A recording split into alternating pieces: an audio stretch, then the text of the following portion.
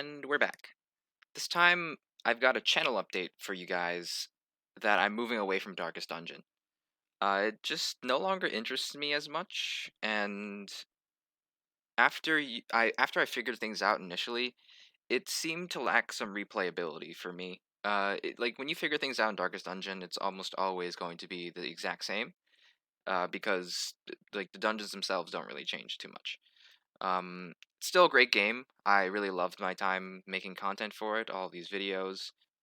The first playthrough of Darkest Dungeon and second playthrough are very, very good. Very, very powerful experiences in my gaming career. Um, but yeah, the lack of replayability really turned me off. Um, Moving forward, I'm going to be just making random content of things that I think are cool. Um, Usually that'll be just the next game I'm playing, which for now, the next game probably going to be focusing on the channel for a little bit is Hearthstone. Hearthstone is a game I've been playing for a long, long time, since 2016, around the Whispers of the Old Gods expansion. I know many of you probably didn't sub to my channel to see Hearthstone content, just to see Darkest Dungeon content, but I will probably be putting Darkest Dungeon on in like infinite hiatus status. Um, right, but anyway, I decided to do Hearthstone content because I joined the Hearthstone Discord and made some friends there, and we were talking about okay. Currently, there's a new expansion coming called Madness at the Dark Moon Fair. It's an expansion with a lot of cards that are new and they're being introduced into Hearthstone. And I had a lot of fun talking to people in the Discord on voice chat about like whether some cards will be good or not. And I think that's what I will be doing for the next like recording sessions that I'll be doing. I will be talking to people. I'll be inviting people from the Discord, from the Hearthstone Discord, to talk to me about cards and whether they're good or not. And we'll be trying to predict how relevant they are in the meta for Hearthstone. I had a lot of fun bouncing off ideas off of these people and comparing with them and kind of competing. I want to compete a little bit with my guest host about who will get more cards right. That's kind of what's exciting to me. The competing aspect of it too. Um, and so yes, I prepared a PowerPoint for the rating system that we'll be doing. This looks complicated. I've got 6 slides here to show. It looks complicated, but just know that the more stars the card gets, the better. Um, but I will be going through it just to make sure it's clear what I mean by these stars. So, oh, actually, I'm not sure if you guys can see the top here. So, I'm just gonna do it in this mode, and we're gonna just do it in PowerPoint mode. Right. So the rating system. My co-host and I, whoever that may be that week, I have a main co-host planned, but I don't know if he's gonna be free all the time or not. But we'll see if he's not free, then we'll try and see if we can find a replacement. Um, Right, my co-host and I will be trying to predict what the competitive ladder meta will be in the new expansion to rate cards. This is very, very bold of us because it's hard for anybody, even the professional Hearthstone players, to predict what the meta will look like before even evaluating cards. So it's going to be we're going to miss a lot. We're going to be wrong very, very often. It's going to be very funny for me to look back at this video and laugh at myself and my co-host even about how wrong we are. Um, so yeah, the rating system is a 5-star system, and each star will change what it means as more and more cards get revealed. So what that means is there's 135 cards in the expansion, and we only currently have seen 14 of them, and it's these 14 which I'll be talking about with my co-host later. It's these 14, and so we don't really know what the rest of the set looks like. So we can't really give something 5 stars right now, without just being wrong within maybe the next episode even, because as like there are a lot of cards that like need build arounds, like they need like other cards to function maybe. So we need to see maybe if those other cards get revealed in the set, or not. Like we need like so it's hard to even predict what's going to what 13 more cards maybe will do to the current ratings of cards that we're going to give. So yeah, each star will have three phases of three different definitions depending on the phase that we're in. So there's three phases of the rating system, which will be detailing as we go through the slides. And the phases are marked.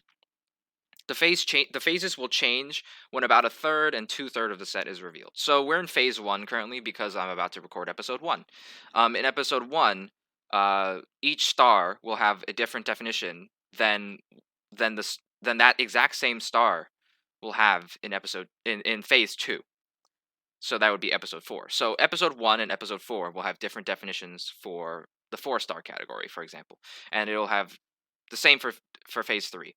Um, if you want just the summary, it's just as more and more things get revealed, the definitions become more and more solidified. So we're still very unsure right now because we've seen so little of the set. So phase one is just uncertainty. Phase two is more solidified. Phase three is like we are saying that this card will or will not see play, essentially. And just for abbreviation purposes, and NMI is needs more information. This is just the uncertainty factor that we will be going over. So 5 stars. 5 stars is just all around will be classified as great. If a card gets 5 stars, then we're going to say that this card will just be obviously strong in the new meta, and it will definitely see play as long as the class as a whole sees play. So that's the phase one definition. The phase two definition is roughly the same.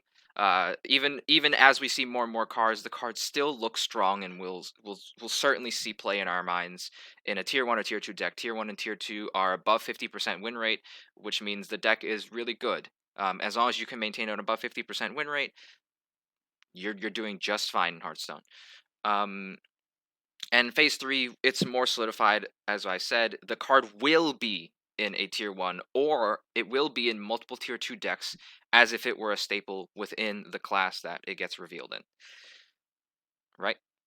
Um, I'm going to quickly go through these a little bit because, like the next stars a little bit because it's roughly the same paradigm as the 5 star, except like things are lower. So in 5 stars, where the class is, if the card is obviously strong. In 4 stars, it's this card seems to do something strong, but it's like a little more meta dependent. We're gonna have to see more cards, so it needs more information. But these cards are probably good. That's what that means. And in phase two, if it gets 4 stars, then we're saying the card looks reasonably playable. It's actually very, very likely that it will see play, even amongst this larger pool of real cards. It will see play and will be in a tier 2 deck or a tier 3 deck. It'll be pretty good. So that tier 3 is like what? A little bit above, like the lower, the cutoff for tier 3 is like 48%. So 48% to like 50% win rate is what you'd be expecting for a card what you'd be expecting for a deck where this card would see play. And phase three will be um this card will see play in a tier 2 deck as if it's a decent filler card in those tier 2 decks, or multiple tier 3 decks as if it's defining those decks, for like allowing those decks to exist. 3 stars is the exact same as 2 stars, except these cards just look kind of reasonable, but they kind of are just they do something that's too fair for the game. It's not broken enough to like actually see a lot of meta play. So in phase two, it looks like it has a lot of argument for being in the meta, but we're still not sure. It needs more information. But it might be in a tier 3, tier 4 deck. I don't know what people would be experimenting with, but possibly tier 2, tier 3, tier 4 at best. And phase three of 3 stars is just going to be it's in a tier 3 deck as if it's a decent filler card in there, or in a tier 4 deck as if it's defining it. So it's just same paradigm as 4 stars, except lower numbers for tiers. And this needs more information, but bad. This is 2 stars. We need more information. These cards do something weak. We don't think they'll see play, even if like maybe they won't see play. Maybe they'll see some experimentation. People will mess around with it, but not too good. The prospects for this not too good. Um, that's a typo. Future card releases. Phase two, yeah, the card looks very fringe in the meta, so it's like we're not even sure if this will see play or not. But if it will see play, it's in a tier 4 deck, or a meme, like a meme deck, like something that someone put together that might catch people off guard and win a game. Phase three is that this is just a tier 4 deck. It's in a tier 4 deck as a supporting piece, not even as a main piece of the deck. Not even as a defining card of the deck. It's just like, oh, we kind of need this card for this deck to work. Actually, no, that I just defined a main piece. So kind of just like it has an open slot, and this card just fits into it, or it defines a meme deck. So if it has a lot of meme potential, and we think it's so so as we get lower and lower into the stars, we're actually not just rating for competitive viability. We're rating kind of for meme viability. Like how fun would this deck be? How hilarious would it be if we pulled off a combo with this deck, for example, with this card, for example.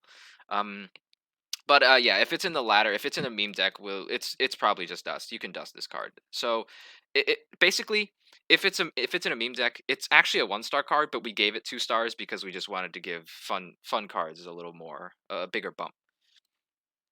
And 1 star, this is just bad. This is the cards that get 1 star. We just think will be bad. And in phase one, if we give something 1 stars, we really see nothing in this card. There's probably no way, like there's no card that could get revealed that would save this card that got 1 stars. So giving something 1 stars in the first 3 episodes is pretty brutal in my mind. Um, and so I'm prepared to eat my words. Yeah, if this somehow sees play, if any of the cards I will give 1 stars somehow sees play, I'm prepared to just look silly to myself and to anyone who's watching.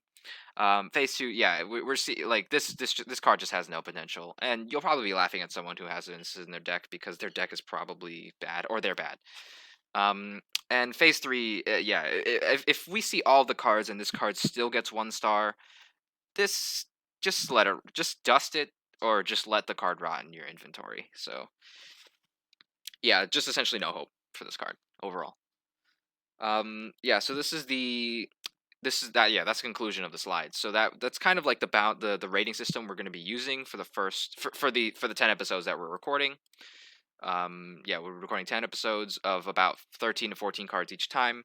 That should get us to 135 cards by the end of the set. And yeah, there will be a video. Episode 1 will be released in conjunction with this PowerPoint thing, with channel update thing. And yeah, so just go over and watch that if you're interested. If not, up to you. Goodbye, guys. Thank you for watching.